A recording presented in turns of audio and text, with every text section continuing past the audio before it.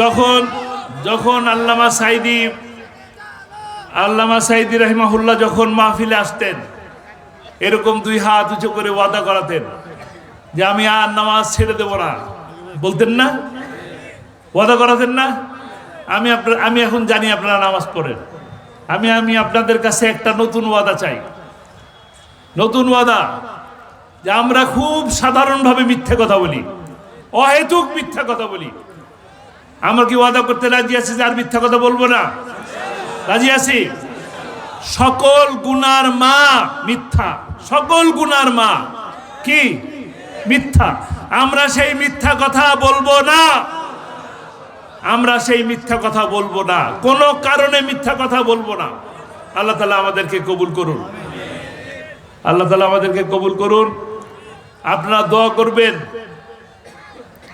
আপনারা যে মানুষটাকে ভালোবাসেন, কোরআনের পাখিকে, সেই কোরআনের পাখিকে আপনারা দুনিয়াতে মর্যাদা দিছেন কোরআনের পাখি নাম দিয়ে।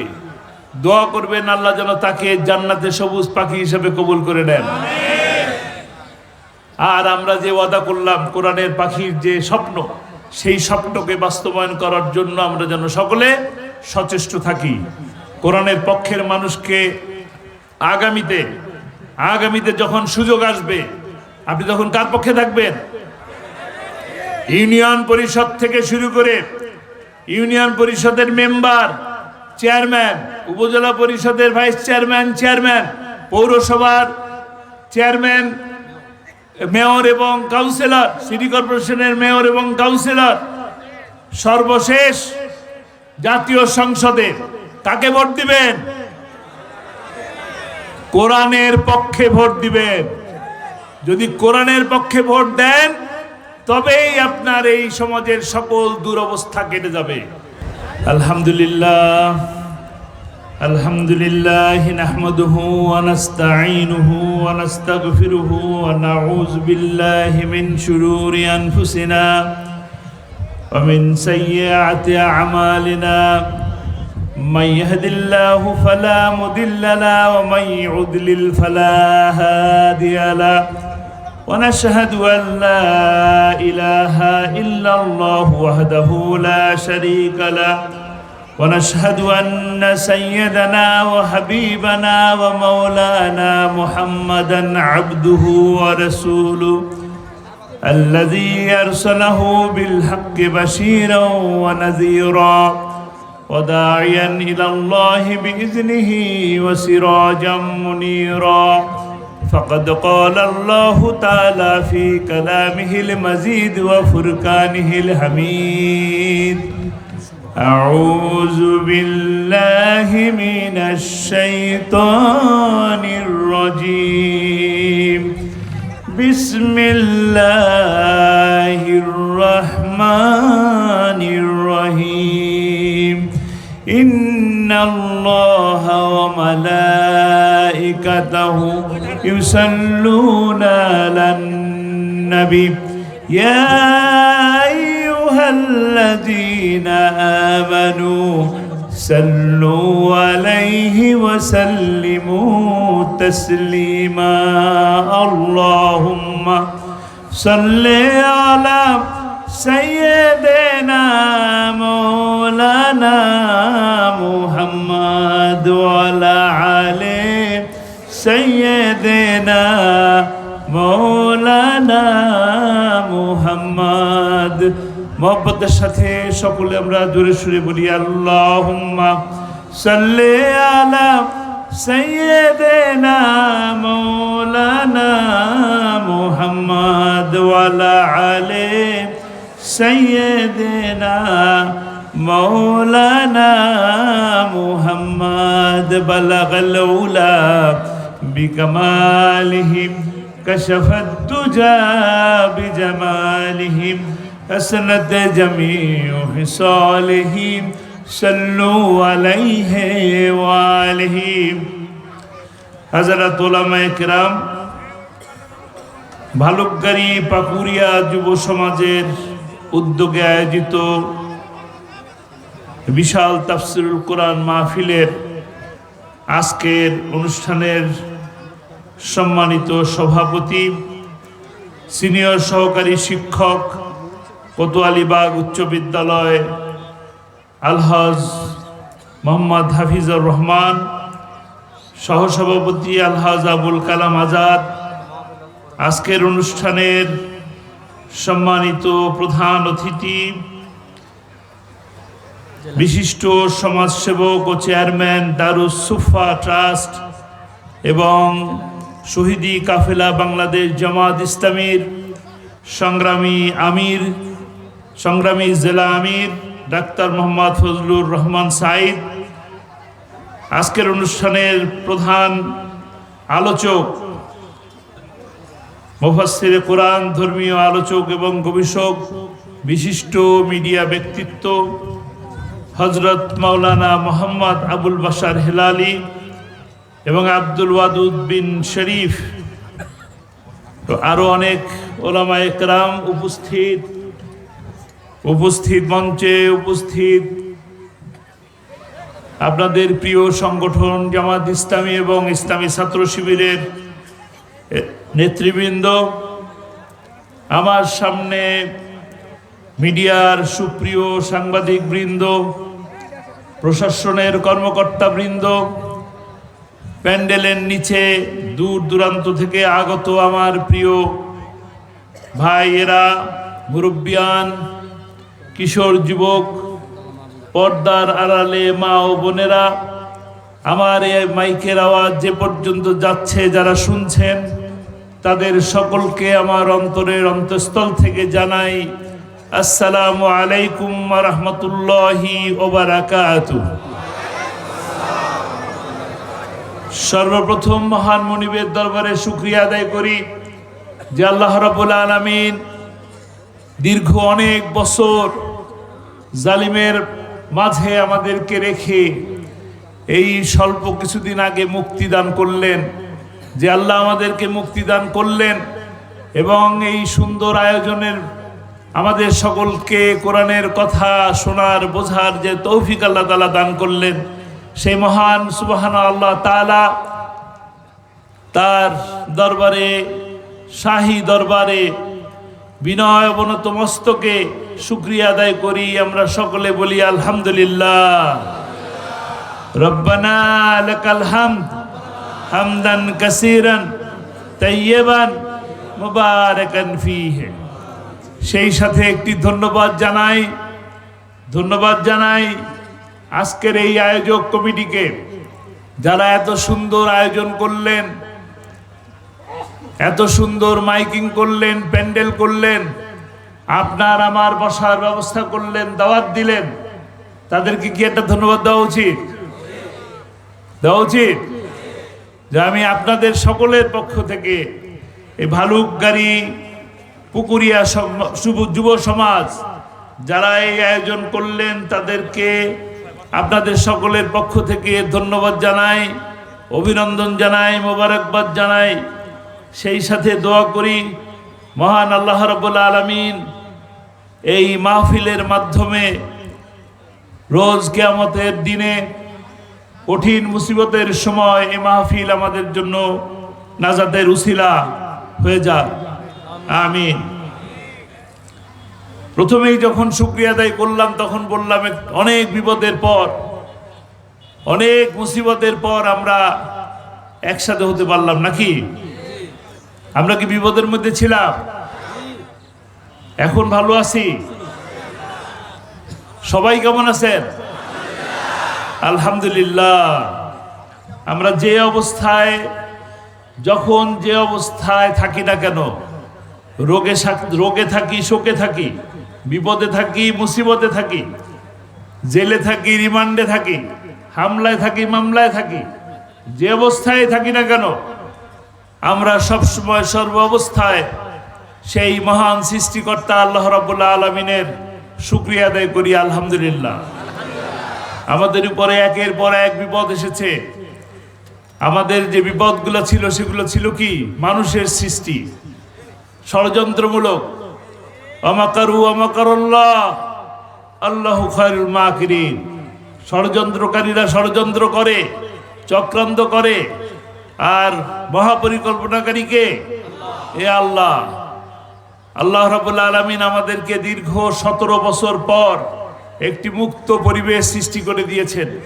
অনেক মানুষের জীবন, অনেক মানুষের রক্ত, অনেক আহতের বিনিময়ে তারপরে গিয়ে আজকে এরকম একটি সুব্যবস্থা, একটি সুন্দর পরিবেশ, একটি স্বস্তির পরিবেশ। এই স্বস্তির পরিবেশ ছিল না, আমরা স্বস্তির মধ্যে ছিলাম না।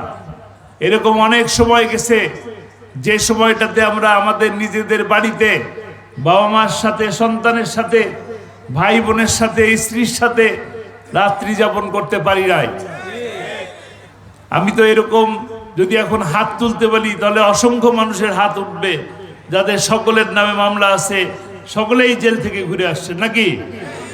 তো সেই অবস্থা থেকে আল্লাহ তাআলা অসীম দয়া, অসীম মায়া, অসীম করুণা করে আল্লাহ তাআলা আমাদেরকে সেই জালিমের হাত থেকে মুক্তি দান করেছেন, ঠিক কিনা?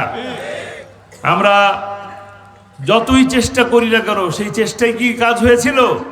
কাজ হয় নাই। আল্লাহর দয়া ছিল, আল্লাহ মায়া করেছেন, দয়া করেছেন, তারপরে এই মুক্তি দান করেছেন। আমরা সেই আল্লাহ দরবারে শুকরিয়া আদায় করি। এটা কি? এটা নতুন একটি বিজয়, নতুন বিজয় না? 16ই জুলাই থেকে 5ই আগস্টের পর্যন্ত আপনার আমার, আমাদের সন্তান সমতুল্য কলিজার টুকরা সন্তানেরা, এই ছাত্ররা, ছাত্রীরা, তারা রাজপথে আন্দোলন করে এই পরিবেশ সৃষ্টি করে দিয়েছে। এই তাদের একার আন্দোলনে কি সম্ভব হয়েছে? তাদের সাথে তাদের পিতামাতারাও ছিল, শিক্ষকরা ছিল, শিক্ষকীরা ছিল, মুরব্বীদের দোয়া ছিল, বিভিন্ন সংগঠনের পিছন থেকে সহযোগিতা ছিল। সমস্ত কিছুর বিনিময়ে 2000 মানুষের জীবন, 14,000 মানুষের রক্ত, অসংখ্য মানুষ হাসপাতালে এখনো কাতরাচ্ছে। সেই সমস্ত মানুষের রক্তের বিনিময়ে আজকের এই স্বস্তি, নাকি? আল্লাহ তাআলা বলেন না, ফাইন্নামাল ইউসরি ইউসরা, কষ্টের পরেই আল্লাহ তাআলা কি দেন? স্বস্তি দেন, আরাম দেন। এই আরামই কি জীবন? এই আরামী জীবন না। আমরা দুনিয়াতে আসছি কতদিনের জন্য? সামান্য কিছু সময়ের জন্য এই দুনিয়াতে আল্লাহ তাআলা আমাদেরকে পাঠিয়েছেন। এখান থেকে যদি আমরা সেই পুঁজিটা কামাই করে নিয়ে সেই আখিরাতের ময়দানে, অনন্তকালের জীবনে, চিরকালের জীবনে যদি সংগ্রহ করে না যেতে পারি, তাহলে এই জীবনে সফলতা আসবে না। আমরা কি সবাই সফল হতে চাই? সফল হওয়ার জন্য এইখান থেকে কিছু কাজ করতে হবে। কাজগুলো কি? আমরা যদি আজকে ঢাকায় বেড়াতে যাই, ঢাকায় বেড়াতে গেলে আপনি কয়দিনের জন্য যাবেন? 5 দিন 10 দিন। 5 দিন 10 দিনের জন্য গেলে আপনি কি নেবেন? কতগুলি সোয়েটার, শাল, মাফলার, পাঞ্জাবি, লুঙ্গি, পায়জামা, এই তো। আর এখানে আমরা এসে করি কি? এই দুনিয়ার এই 20 দিনের জন্য থাকা, 2 সেকেন্ডের জন্য থাকা, এই থাকার জন্য আমরা কত কষ্ট করি, কত কিছু অন্যায় করি, কত অপবাদ নেই, অপবাদ দেই, ষড়যন্ত্র করি। লাভ হয় কোনো লাভ কিন্তু হয় না। কোরআনের পক্ষে থাকলেই লাভ হয়, কোরআনের বিপক্ষে গেলে লাভ হয় না। দেখেন, আপনাদের একজন মানুষের কথা বললে আপনারা চিনে যাবেন সবাই। এই যে একজন মানুষ যে অনেক অনেক টাকার মালিক, হাজার হাজার কোটি টাকার মালিক, আমরা তো সবাই তাকে দরবেশ হিসাবে চিনি। চিনেন কিনা? দরবেশকে চিনেন? দরবেশের কি অবস্থা হলো? দাড়ি নাই। কোথায় পাওয়া গেল? নৌকায়, নাকি? এখন ট্রলারের মধ্যে পাওয়া গেল। এত টাকা কামাই করে কি সম্মান অর্জন করলেন? কোথায় গেল সেই সম্মান? সম্মান নাই। আছে? দেখেন, যে মানুষটা আপনাদের প্রিয় কোরআনের পাখি আল্লামা সাঈদীর বিরুদ্ধে ফাঁসির রায় লিখলেন, সে লোকের অবস্থা কি হয়েছিল বলেন? কি হয়েছে? নাম কি? আমি আর নাম নিলাম না, আপনারা যা নাম নিছেন। তো সে কি সম্মানিত হলো? যে লোকটাকে ফাঁসির রায় দিয়েছেন, ফাঁসির যে দড়ি হয় সেই দড়ির দাম আছে কিনা? মূল্যবান জিনিস কিন্তু।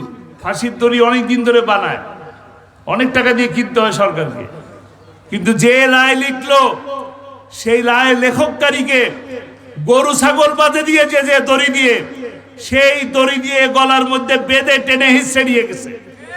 সম্মানিত হলো? হয় নাই? কোরআনের পাখিকে আপনারা তখনও ভালোবাসতেন, এখনো ভালোবাসেন নাকি?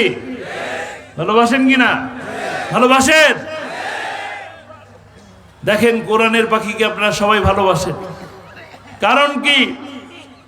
কারণ একটা মাত্র কারণ, টেকনাফ থেকে তেঁতুলিয়া, রূপসা থেকে পাথুরিয়া, তিনি কোরআনের দাওয়াত মানুষের ঘরে ঘরে পৌঁছে দিয়েছেন।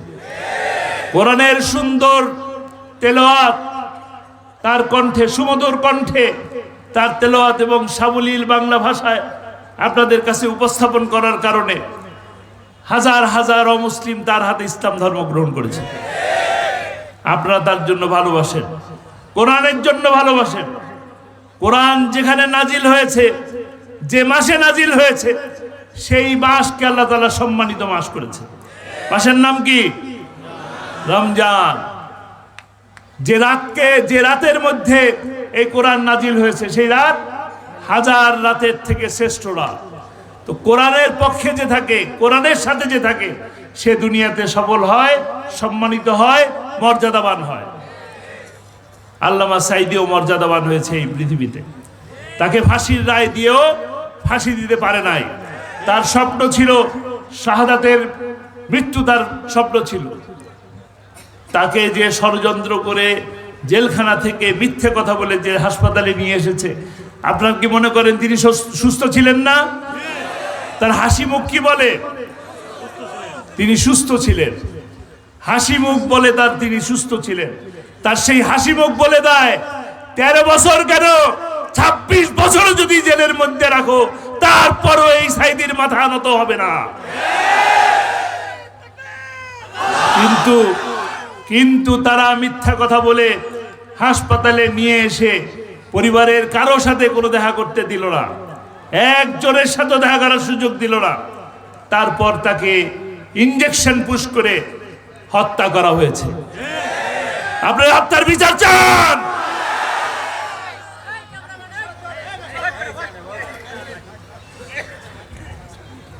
আমরা এই হত্যার বিচার চাই, বিচার করব ইনশাআল্লাহ। কিভাবে বিচার করব?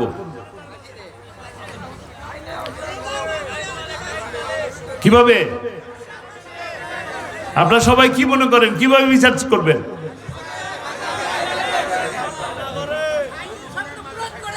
সাঈদীর স্বপ্ন পূরণ করে। আল্লামা সাঈদীর স্বপ্ন ছিল, তিনি প্রতিটা মাহফিলে বলতেন, কোরআনের রাত প্রতিষ্ঠা হয়েছে, এই দৃশ্য দেখে যেন আল্লাহ তাআলা আমার মৃত্যু দেয়। তার স্বপ্ন ছিল, এটাই ছিল তার সব থেকে বড় স্বপ্ন। এই স্বপ্নকে তিনি দিনে রাতে লালন করেছেন, পালন করেছেন।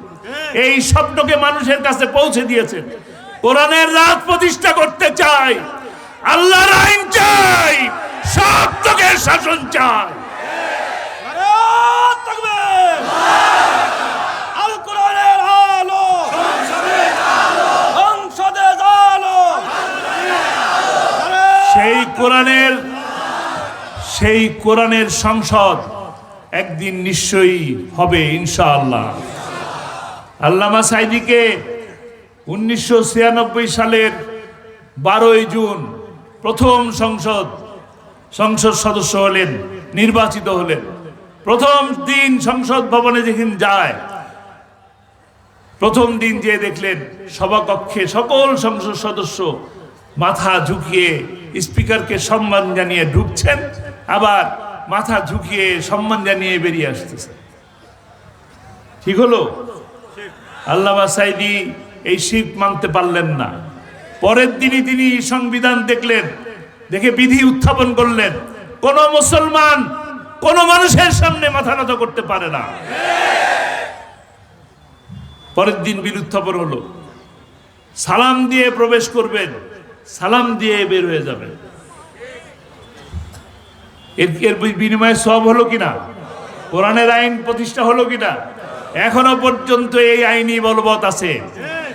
যতদিন এই আইন থাকবে, ততদিন এই সব কে পাবেন?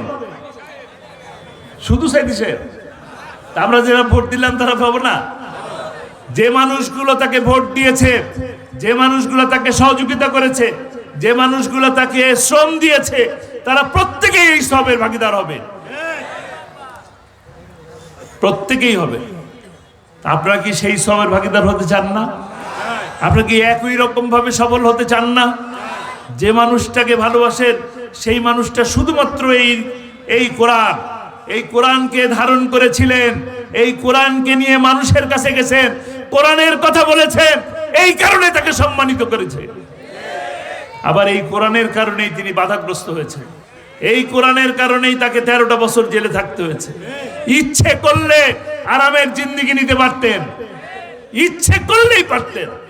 অসংখ্যবার সেই গণভবন থেকে প্রস্তাব এসেছে, আসেন জামাত ইসলামী ছেড়ে দেন, আসেন অন্য নতুন কোন দল করেন, জামাত ইসলামী ছেড়ে দেন, সমস্ত মামলা উঠায় নেওয়া হবে, যা করতে চান সব করতে পারবেন, মিছিল মিটিং যা চান। গেছেন? যান নাই। কেন যান নাই? যান নাই কারণ কোরআনের পথে এই বিপদ আসবে তিনি জানেন। কোরআনের পথে থাকলে বছরকে বছর জেলের মধ্যে পুড়তে হবে। বক্তব্যে বলে গেছেন না এই কথা? মায়ের খেতে হবে, পিটান খেতে হবে, জেলের মধ্যে আগুনের মধ্যে পুড়তে হবে, তারপর গিয়ে ইসলাম আসবে। সময় এসেছে, সময় এসেছে মনে হয়, সময় কিন্তু এসে গেছে ইনশাআল্লাহ। আগামী দিন যে সূর্য উঠবে, নতুন সূর্য, সেই সূর্য ইনশাআল্লাহ কোরআনের সূর্য, ইসলামের সূর্য। আমরা আল্লামা সাঈদীর সেই স্বপ্ন পূরণ করার জন্য এই যে আজকের যে বিজয়, আজকে যে 5ই আগস্টের পরের যে স্বস্তি, আমরা যে ভালো আছি, এই ভালো থাকাটাকে আগামীতে আরো অনেক দিনের জন্য ভালো থাকতে চাই, শান্তিময় পরিবেশ চাই। এই অবস্থা যদি আমরা দেখতে চাই যে সকল ন্যায় প্রতিষ্ঠা হয়েছে, হত্যার বিচার হচ্ছে, অহেতুক কোনো হত্যা হচ্ছে না, খুন হচ্ছে না, অহেতুক মানুষের বাড়ির জমি দখল হচ্ছে না, ক্ষেত খামার দখল হয়ে যাচ্ছে না, ন্যায় বিচার পাচ্ছে, তখন কি হবে? শান্তি প্রতিষ্ঠা হবে। সেই শান্তি প্রতিষ্ঠার লক্ষ্যে আমাদেরকে এগিয়ে যেতে হবে। আজকের এই বিজয় মূল বিজয় নয়, আগামীতে আর একটা কাঙ্ক্ষিত বিজয়ের লক্ষ্যে যেতে হবে। সেই বিজয়ের জন্য যাওয়ার জন্য কি করতে হবে? সেই বিজয়ের জন্য কি করতে হবে? কোরআনের পক্ষের মানুষের সাথে থাকতে হবে। যারা শেয়ার বাজার লুট করেছে, যারা শেয়ার বাজার লুট করেছে, বাংলাদেশ ব্যাংকে ডাকাতি করেছে, তাদের পক্ষে থাকবেন নাকি কোরআনের পক্ষে থাকবেন?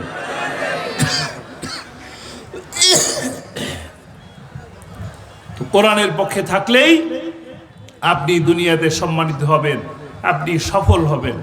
সফলতার কি মাপকাঠি আছে? আজকে যে মানুষটা ক্লাস 5 থেকে 6-এ উঠতে চায়, পরীক্ষা দেয়, সে পাস করার জন্য চিন্তা করে, পাস করলেই সে সফল। যে ক্লাস 10-এ পড়ে, সে ম্যাট্রিক পাস করার জন্য কল্পনা করতে থাকে, ম্যাট্রিক পাস করলেই সে সফল। যে মানুষটা মাস্টার্স পাস করে, বিসিএস পরীক্ষা দেয়, সরকারি অফিসার হওয়ার জন্য পরীক্ষা দিচ্ছে, সে সরকারি অফিসার হতে পারলেই মনে করে কি সফল। যে রাজনীতি করে, সে চেয়ারম্যান, এমপি, মন্ত্রী হইতে পারে, এই মন্ত্রী হইতে পারলে সে কি সফল। আপনাকে এরকম লোক দেখেন নাই? যারা মন্ত্রী হয়ে গেছেন, এমপি হয়ে গেছেন, বড় বড় অফিসার হয়ে গেছেন, তারা বৃদ্ধাশ্রমে থাকে, দেখেন নাই? দেখছেন কিনা?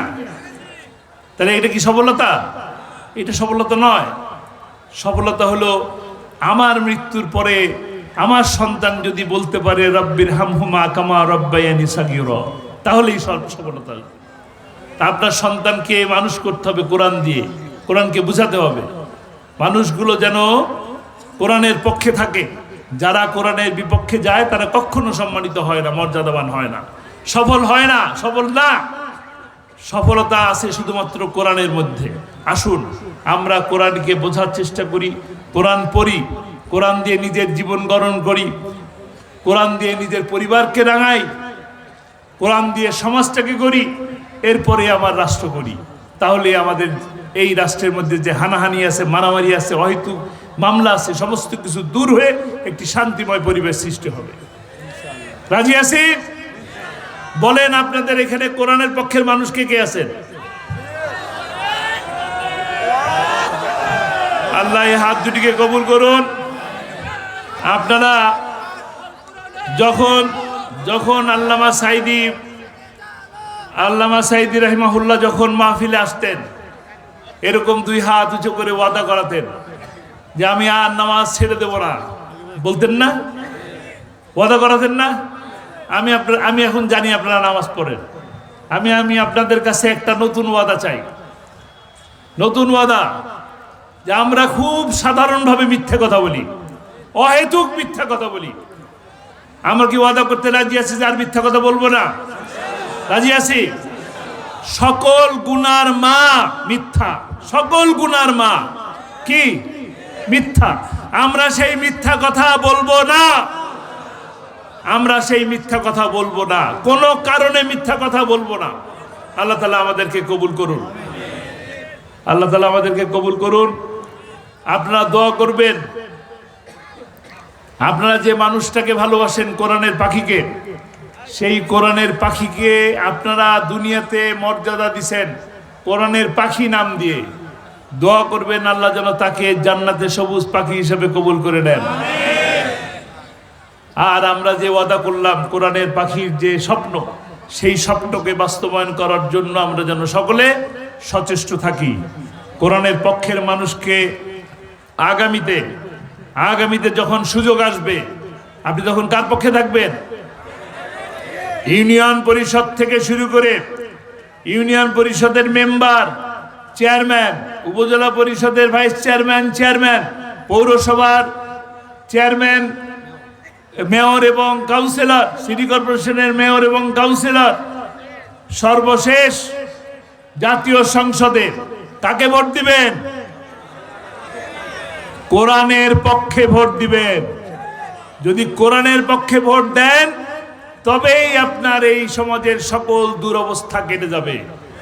সেই যে আমাদের যে গল্প আমরা সব মাহফিলে শুনি, সব মানুষ বলে কি, যে রাসূল সাল্লাল্লাহু আলাইহি সাল্লামের সেই 1450 বছর আগের শাসন ছিল সোনালী যুগ, সব থেকে ভালো সময়, তাই না?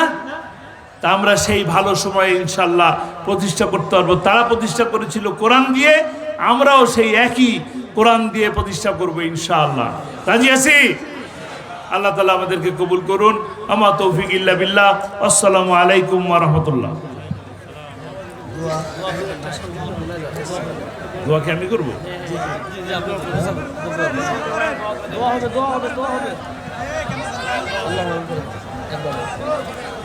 দোয়া হবে। আপনারা একটু বসেছিলেন, বসে থাকেন, ছোট্ট করে একটা দোয়া করে দেবো। আমরা একটু দুরূদ পড়ি। আল্লাহুম্মা সাল্লি আলা সাইয়্যিদিনা মাওলানা মুহাম্মদ ওয়া আলা আলি মুহাম্মদ কামা সাল্লাইতা আলা ইব্রাহিম ওয়া আলা আলি ইব্রাহিম ইন্নাকা আল্লাহুম্মা বারিক।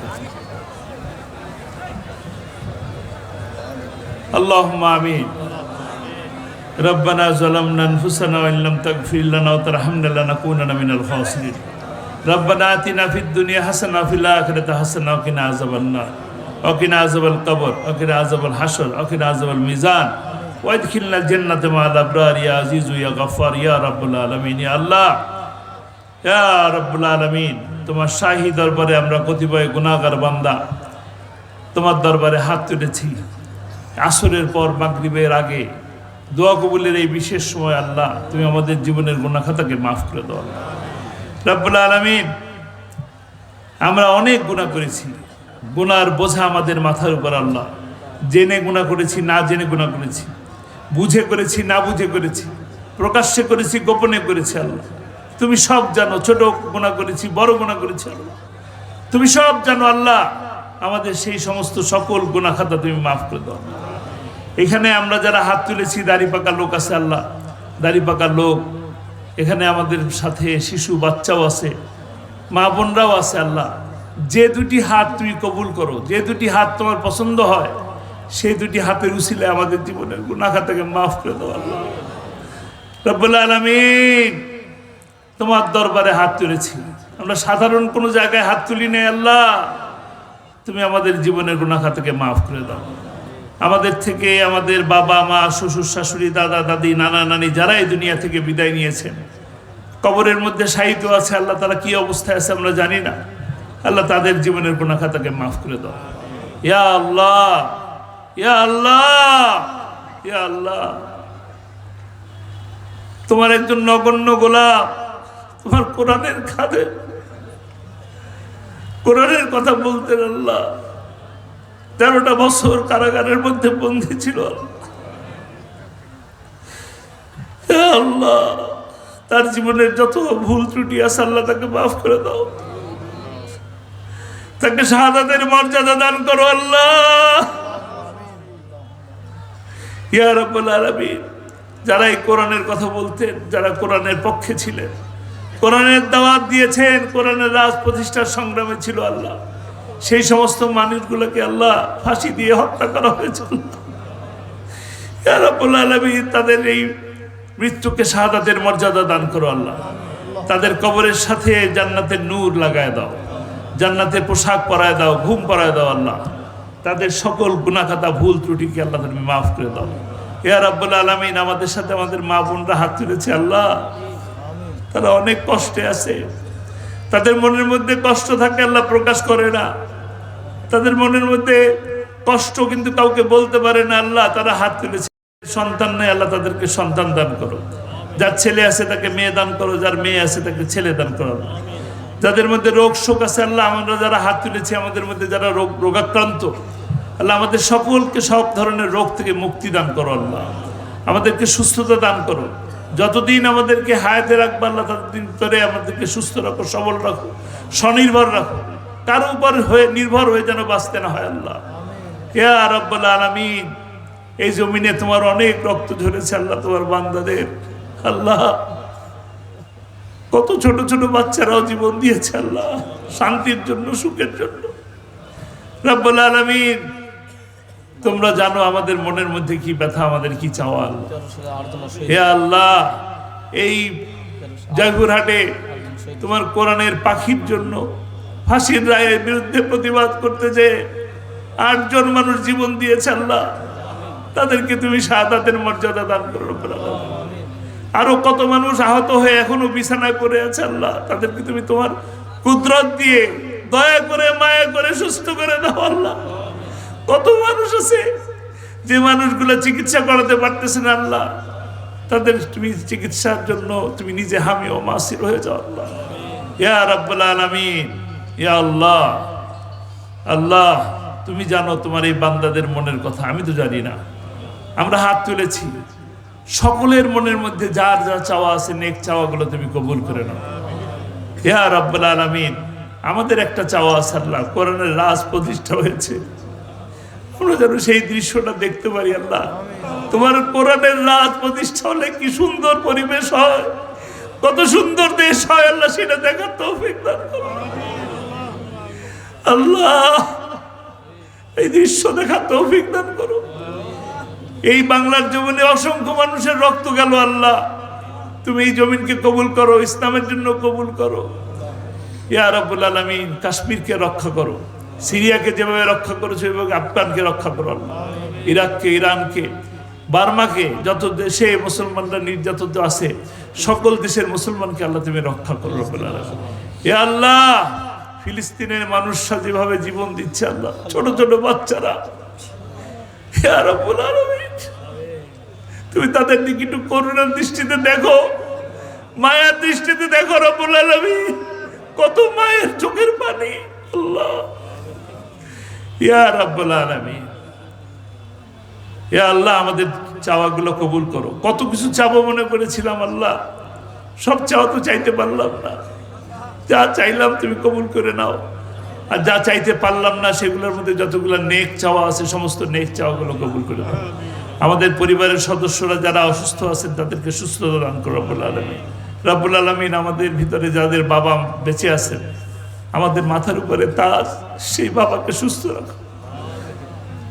যে মা বেঁচে আছেন, কত কষ্ট করেছেন মা আল্লাহ, কত কষ্ট আমার মা করেছে আল্লাহ, আর নেক হায়াত বাড়িয়ে দাও আল্লাহ ইয়া রাব্বুল আলামিন।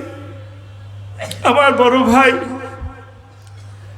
বড় ভাই কোরআনের আর একজন খাদেম আল্লাহ, আল্লাহ তিনিও এই জীবন কোরআনের খেদমতে, এই কোরআনের তাফসীর করতেন গোটা বাংলাদেশ ব্যাপী। তিনিও এই মামলার মধ্যে থেকে, আব্বার মামলার মধ্যে থেকে তার জীবনটা কোর্টের মধ্যেই শেষ হয়ে গেল। আল্লাহ তাকে তুমি মাফ করে দাও।